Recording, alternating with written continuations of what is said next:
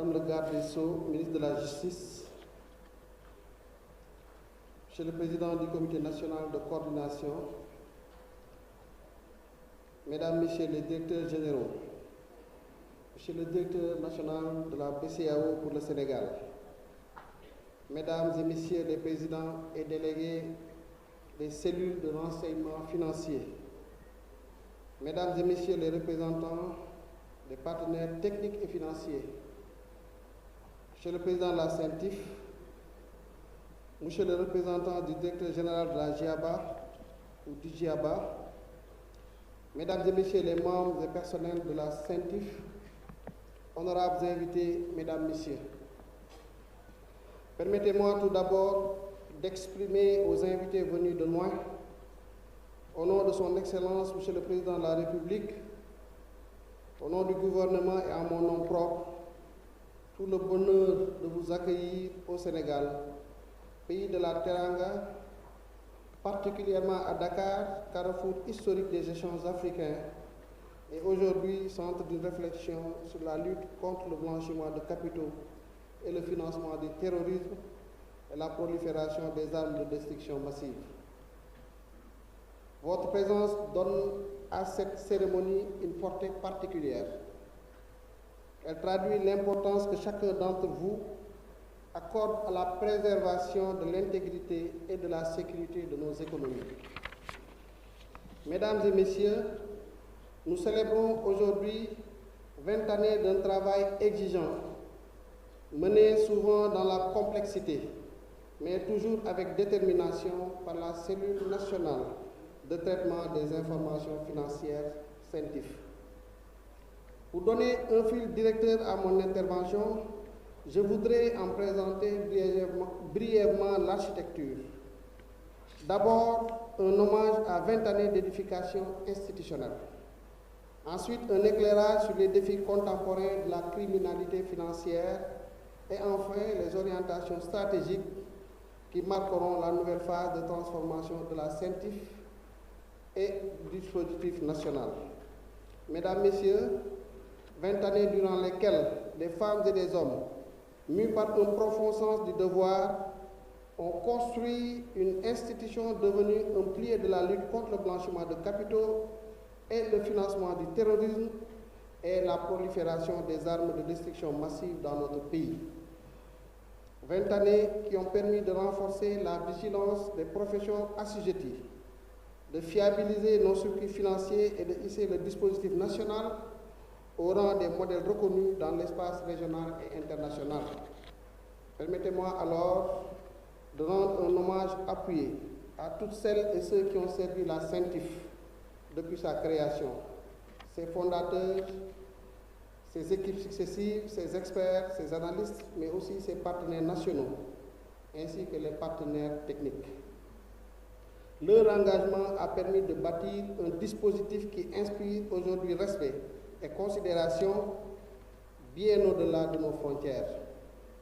Mesdames, Messieurs, la tenue de ce colloque qui suscite tant d'intérêt est également le témoignage de l'engagement résolu non seulement des acteurs nationaux, mais aussi du gouvernement à faire de la lutte contre la criminalité financière une priorité nationale, un vecteur de transformation et un garant de l'intégrité de l'action publique. La vision 2050 portée par son Excellence, Monsieur le Président de la République, inscrit cette ambition dans une logique de rupture, d'éthique et de gouvernance exemplaire, et repose sur la probité et l'exemplarité des institutions, la responsabilité des serviteurs, de chaque serviteur de l'État, et une coopération africaine et internationale à la hauteur des défis transnationaux. Renforcer la transparence financière, lutter contre les flux illicites et protéger l'économie nationale s'affirment donc comme des priorités en matière de politique et de gestion publique.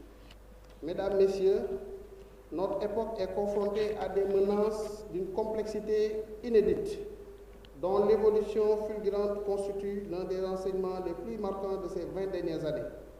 La criminalité financière progresse plus vite que notre cadre législatif. et réglementaire, et parfois même plus vite que nos institutions. Ainsi, les flux illicites qui en découlent et l'animent à la fois se caractérisent aujourd'hui par une rapidité accrue, une opacité renforcée et une interconnexion sans précédent, ignorant les frontières. À cette dynamique s'ajoute la prolifération des actifs virtuels, des plateformes numériques et des technologies de dissimulation qui tendent à remettre en cause les méthodes traditionnelles d'investigation, de contrôle et de supervision. Par ailleurs, la traite des migrants, se mêlant souvent en traite des personnes, illustre la brutalité silencieuse de circuits criminels qui génèrent des flux considérables et exploitent les failles de nos systèmes. Dans ce contexte, les réseaux criminels se distinguent également par une hybridation permanente et une agilité préoccupante. Ils s'associent, se dissocient, se fragmentent, se recomposent selon les opportunités, tout en tissant des liens de plus en plus étroits avec des groupes terroristes qui leur offrent des corridors, des refuges et des circuits clandestins.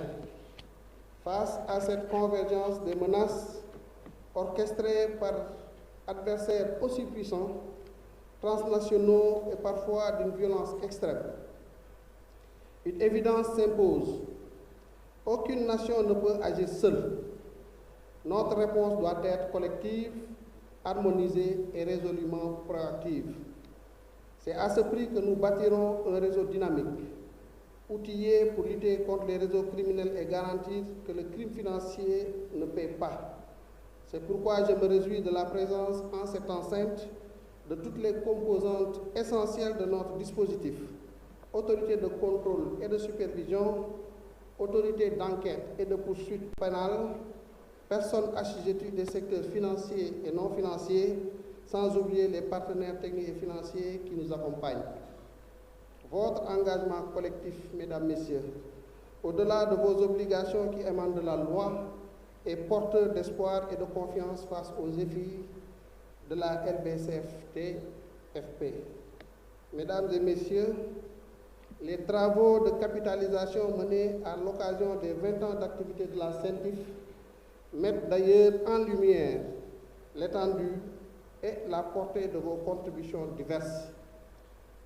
Il révèle que la CENTIF a franchi un cap en s'affirmant et révèle en s'affirmant comme un service opérationnel solidement ancré dans les normes du groupe africain financier GAFI et conforme aux standards du groupe Egmont, dont elle est, depuis 2009, un membre actif et reconnu. Au fil des années, la CENTIF a connu une évolution remarquable. Et cela se traduit à travers le renforcement substantiel de ses effectifs, la spécialisation accrue de ses métiers avec un impact direct sur ses capacités techniques et analytiques, la digitalisation de ses process à travers la dématérialisation de l'activité déclarative par une plateforme développée par ses techniciens appelée IDELTA. Cette montée en puissance se traduit également par l'augmentation soutenue du volume comme de la qualité des déclarations de soupçons, particulièrement en 2021 et en 2024.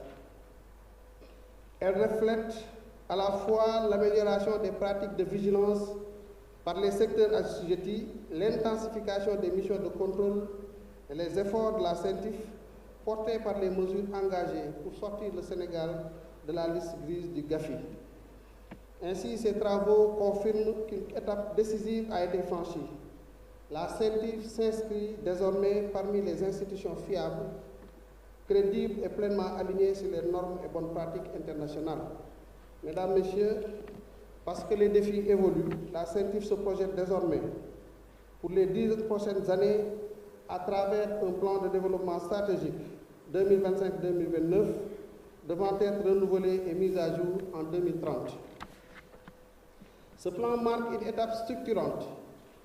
Elle ne se limite pas à consolider les acquis, mais il trace une trajectoire nouvelle, ambitieuse, fondée sur l'innovation, la maîtrise technologique et une gouvernance stratégique renforcée à travers 4 piliers que sont le renseignement financier et le traitement opérationnel, la gouvernance stratégique du dispositif national LBC-FT-PFP, la coopération nationale et internationale et veille stratégique, normalisation et appui aux assujettis.